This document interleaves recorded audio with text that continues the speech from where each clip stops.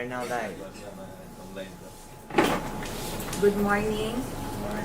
We are again present here today for the pre-bid conference for civil works under invitation to bid 2024-017. We are live via YouTube in compliance to the Department Order Number 6 Series of 2024, which directs us to stream activities like this for the accountability and transparency of procurement process before we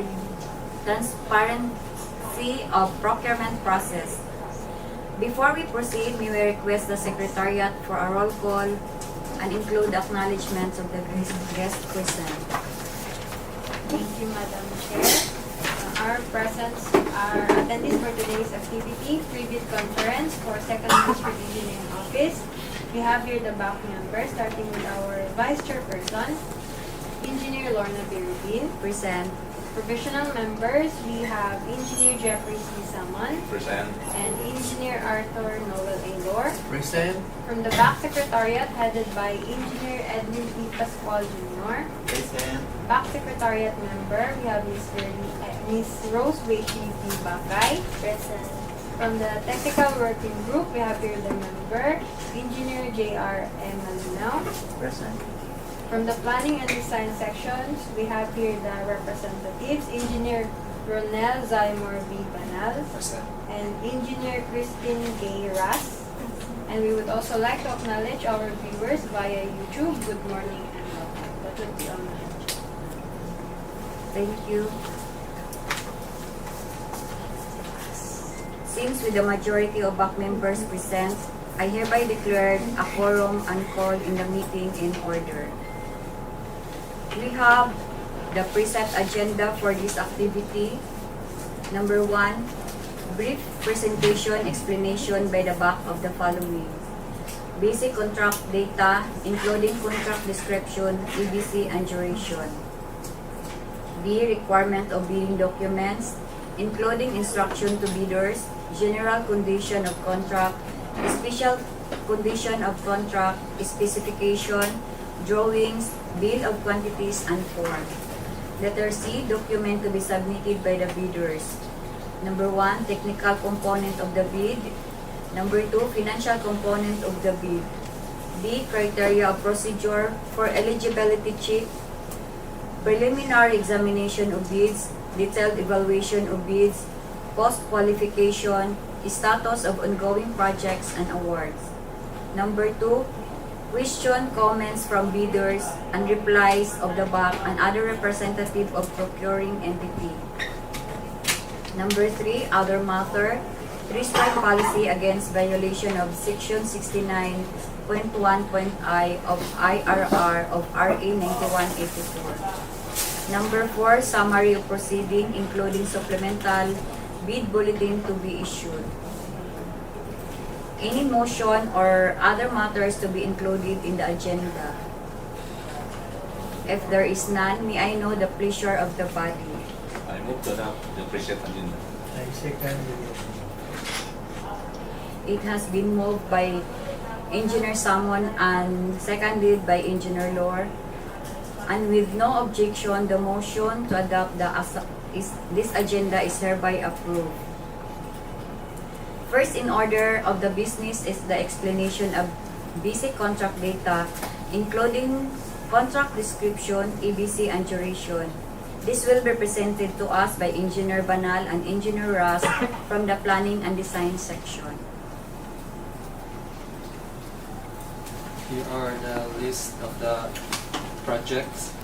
For the first project, name of contract, construction of flood mitigation structure along Manat River leading to Agusan River, Barangay New Visayas, Montevista, Davao de Oro.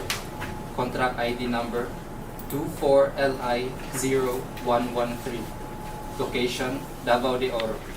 Scope of works, construction of reinforced concrete revetment with seal sheet piles for foundation. Construction of grouted riprap and protection structure. Removal and replacement of existing irrigation canal. Approved budget for the contract, 144,749,000 733.65. Source of fund FY 2024 GAA 002. Contract duration 357 calendar days, including 99 unworkable days. Size range medium A. License category B. Cost of bid documents 50,000 pesos. For the project number 2, name of contract, rehabilitation, completion of multipurpose building, RHU building phase 3, Monkayo, Davao de Oro. Contract ID number 24LI0114. Location, Davao de Oro. Scope of works, completion of 2-story RHU building includes the following: 1. Concrete works on remaining footings, columns, and grid beams. 2. 35 steel columns with base plate and anchor bolts from ground floor to second floor. 3. Beams at level 4 and level 8. 4. Perimeter wall at embankment from grid beam to finish floor line. 5. Painting works on steel structures with fire protection coating. Approved budget for the contract 49,999,997.74. Source of fund FY 2024 GAA CSSP VIP. Contract duration 330 calendar days, including 55 unworkable days. Size range medium A. License category B. Cost of bid documents 25,000 pesos. For the project number 3, name of contract, rehabilitation of multipurpose building, RHU building, Monkayo, Davao de Oro. Contract ID number 24LI0115. Location, Davao de Oro. Scope of works, rehabilitation of MPB includes the following: 9 steel column at level 4 and 7 steel column at level 4 to 8 meter. Steel beams at level 4 and 8. Steel beams at level 4, grade 4 to 6 between H2 case. See plan for details. Then 4 is steel painting, including steel fire protection paint. Approved budget for the contract 9,799,854.01. Source of fund FY 2024 GAA CSSP CPAG. Contract duration 180 calendar days, including 30 unworkable days. Size range small b. License category CND. Cost of bid documents 10,000 pesos. For project number 4, construction of multipurpose building, Purok 6A, Barangay Poblacion, Montevista, Davao de Oro. Contract ID number 24LI0116. Location, Davao de Oro.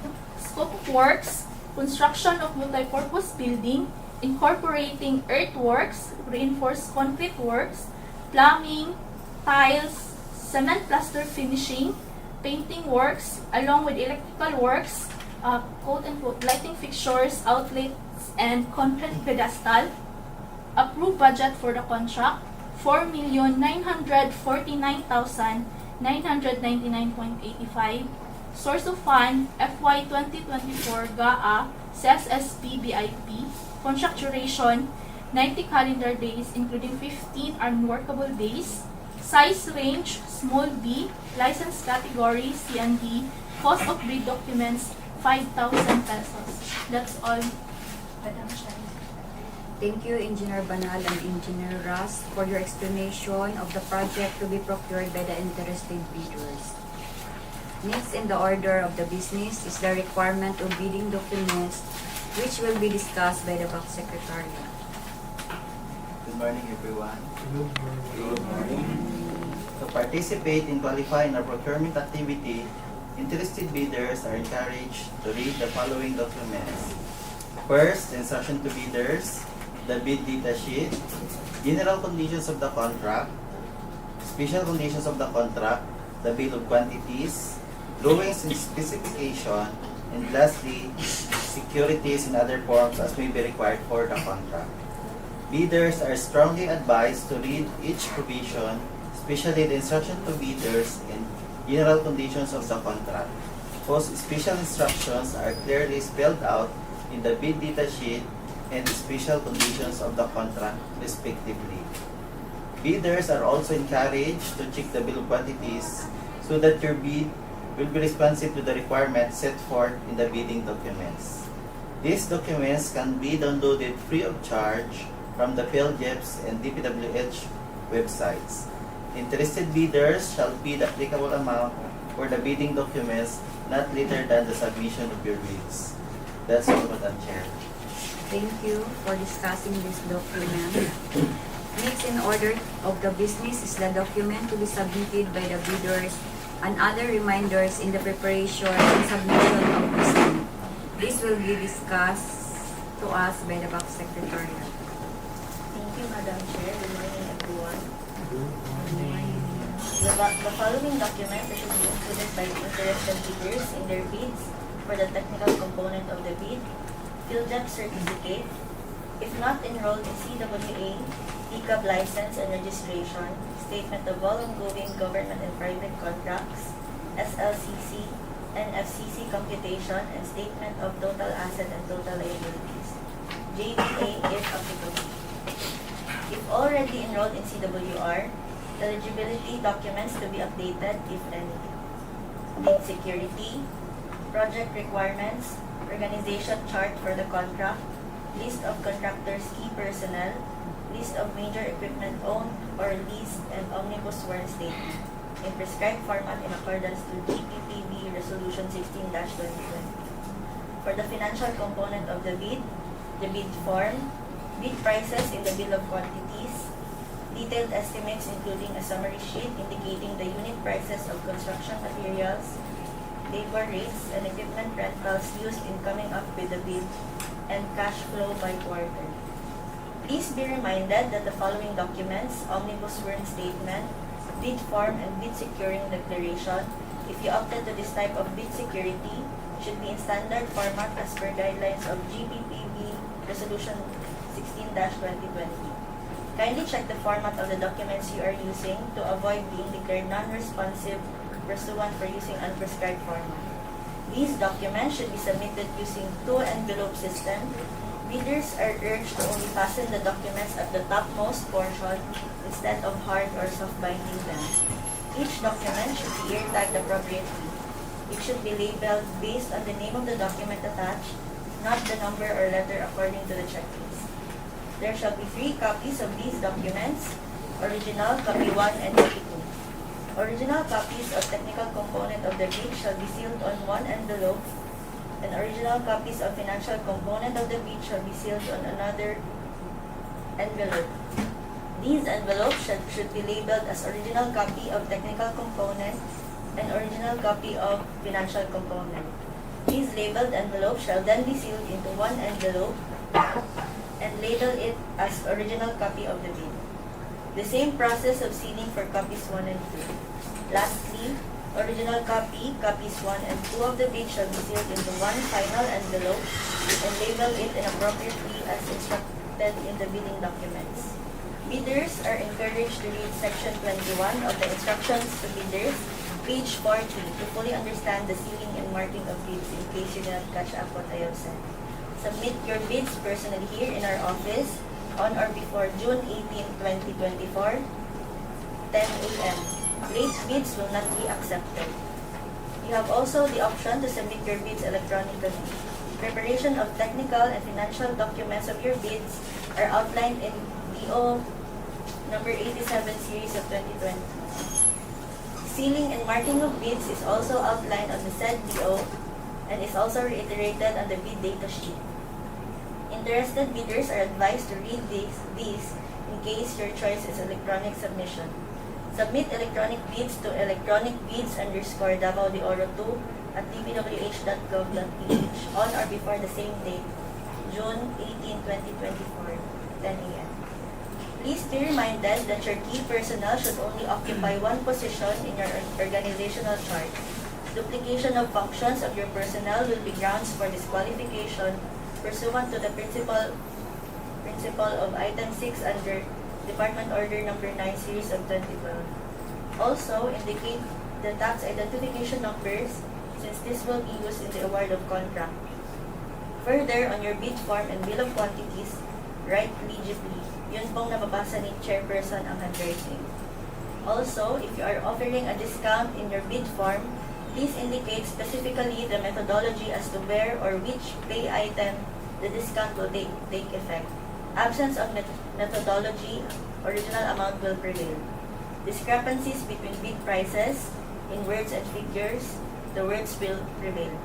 Bids not addressing or providing or filling out all the required items in the bidding documents, such as in the bill of quantities, the bid is considered non-responsive and is outright disqualified. That's all, Madam Chair. Thank you for discussing the document to be submitted by the bidders. We would like to remind the bidders to submit 3 names through email prior to the bidding date. However, only one of the 3 names will be able to enter our premises during the bidding activity. Next in the order of the business is the explanation of criteria and procedure of eligibility check, preliminary examination of bids, detailed evaluation of bids, post-qualification, status of ongoing projects and award. This will be explained by the DPWH. Thank you, Madam Chair. The criteria for the eligibility check are set forth in Section 23 of the revised implementing rules and regulations of RA 9184. All prospective bidders should have an updated Class A legal, technical, and financial documents and Class B documents if applicable. These documents were already discussed a while ago. During the opening of bids, the first envelope, which contains the technical component of the bid, shall be opened. After opening the first envelope, the back shall simultaneously conduct the electronic eligibility check and preliminary examination of the technical components of the bids. Bidders who are ineligible to participate because their eligibility documents are not updated shall undergo manual eligibility check based on the submitted eligibility documents.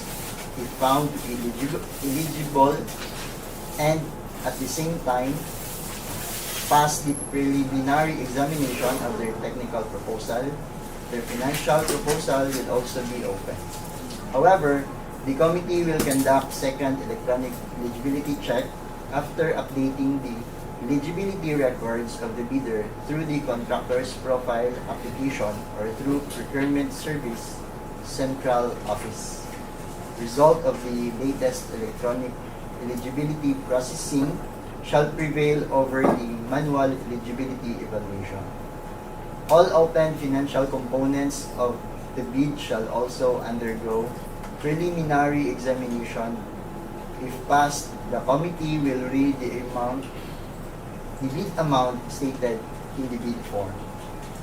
The back shall immediately conduct a detailed evaluation of all bids using non-discretionary criteria in considering the number 1, completeness of the bid, and number 2, arithmetical corrections.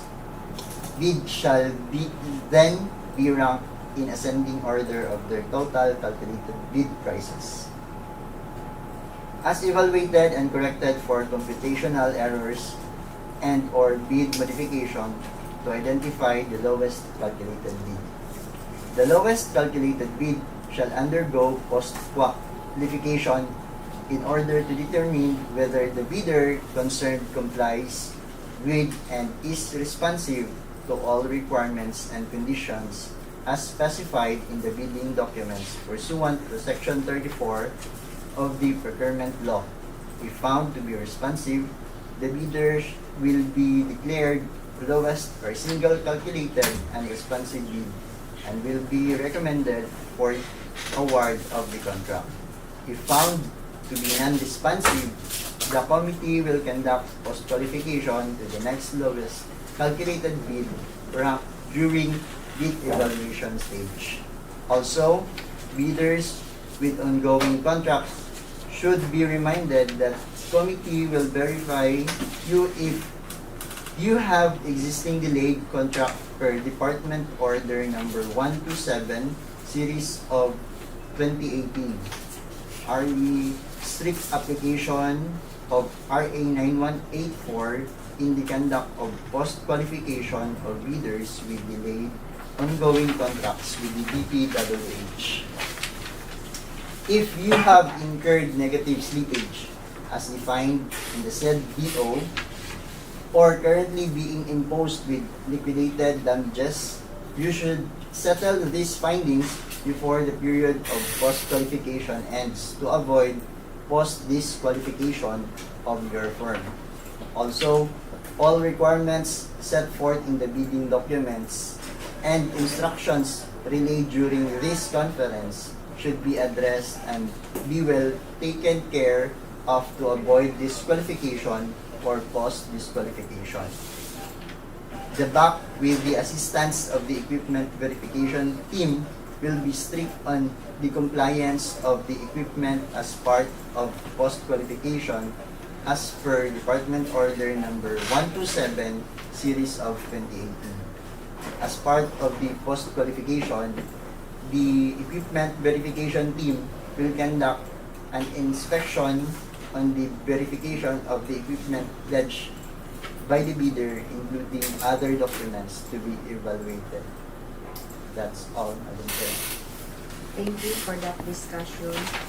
We are now through with Agenda 1 and its subsection. We will proceed to Agenda 2. Question, comments from bidders and replies of the BAC and other representatives from the procuring entity. Any questions? And so far, ma'am. If there are no more questions, we will proceed to the other matters. Restrike policy against violation of Section 69.1.I of IRR of RA 9184 to be discussed by Engineer Lord. Thank you, Madam Chair. Good morning. Good morning. In order to establish a fair and transparent system for managing offenses committed by the bidders in the procurement of infrastructure, goods, and consulting services projects through public bidding, the Department of Public Works and Highways hereby introduces an updated three-strike policy. This policy is aimed at enforcing adherence to the procurement guidelines stipulated under Section 69.1.I of the 2016 revised IRR of Republic Act RA 9184. Under this policy, if a bidder commits three offenses or acts described as all other acts that tend to defeat the purpose of competitive bidding, they shall be subjected to an administrative penalties. These offenses or acts are further classified into three major categories as enumerated below. As per Department Order number 28 series of 2024, the classification of offenses that triggers the three-strike policy and exceptions are as follows. Number 1, withdrawal from bidding process, submission of a non-participation letter, or failure to submit a bid after purchasing the bid documents. However, the Bid and Awards Committee recognizes certain valid reasons for these actions. If upon computation prior to bid submission, the bidder determines that the proposed bid price will exceed the approved budget for the contract, to substantiate this, the bidder must provide evidence. Acceptable proof includes but is not limited to a detailed budget estimation or a market price report. Number 2, submission of late bids without valid reasons as determined by the BAC. Exceptions will be considered under extraordinary circumstances such as force majeure.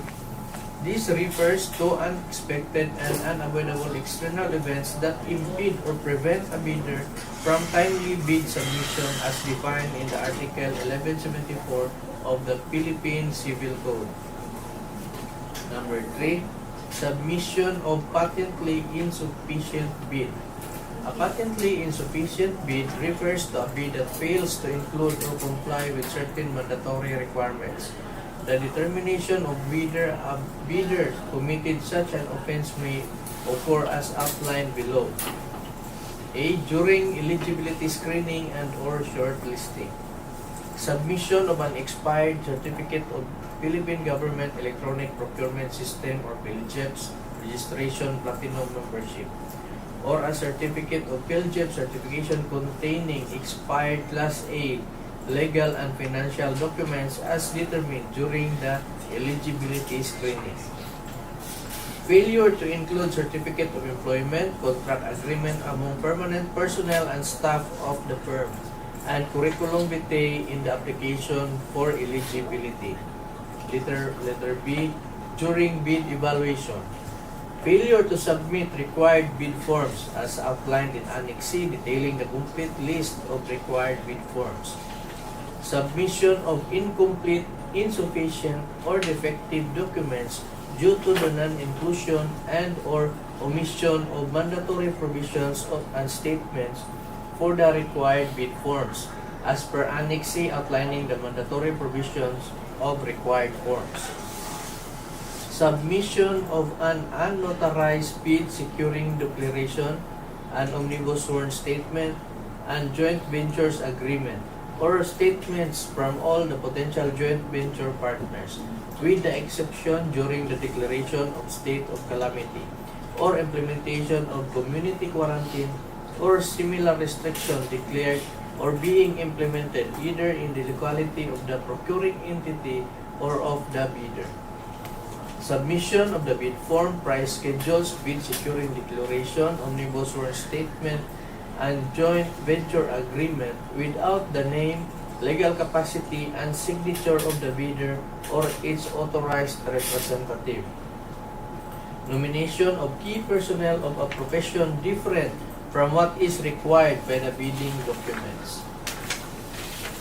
Failure to submit proof of ownership, lease, or purchase agreement of pledged equipment. Failure to submit the required certification of key personnel as per Department Order Number 9, Series of 2012. Failure to comply with the required minimum number of key personnel and equipment as stated in the bidding documents.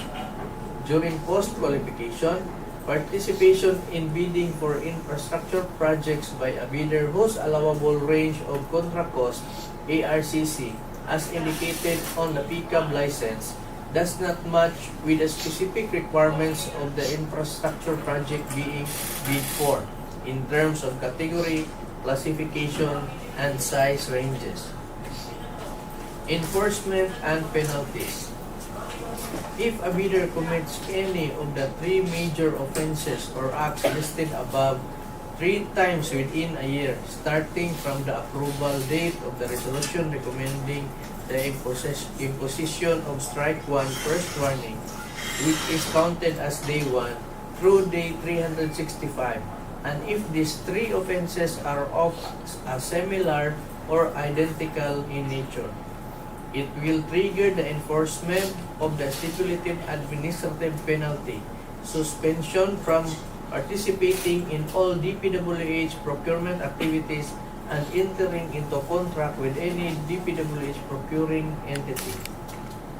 Subsequently, as per the procedure outlined in Annex A, this may result in the blacklisting of the suspended bidder, thereby disqualifying the bidder from participating in any government procurement activities for a period of 1 year. In conjunction with blacklisting, the bidder will also face bid security forfeiture and must comply with the enforcement of the bid securing declarations condition.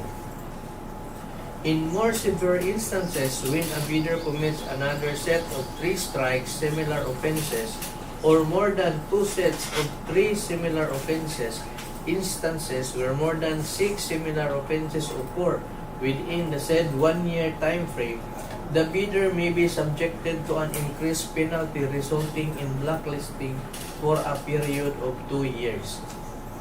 The effective duration for the penalty of either 1 or 2 years applicable will be clearly stipulated in the blacklisting order. With the provision that the duration of blacklisting shall not exceed a maximum period of 2 years, commencing on the date the blacklisting order is approved and issued by the Secretary. That's all, Madam Chair.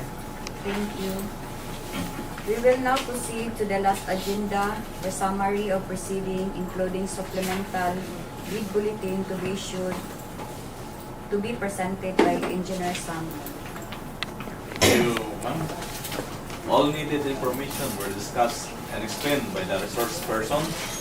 I would like to remind the prospective bidders to visit from time to time the DPWH and the PhilJIP's websites, especially within 7 calendar days prior to the deadline of the submission of bids for supplemental or bid bulletins to be issued thereat.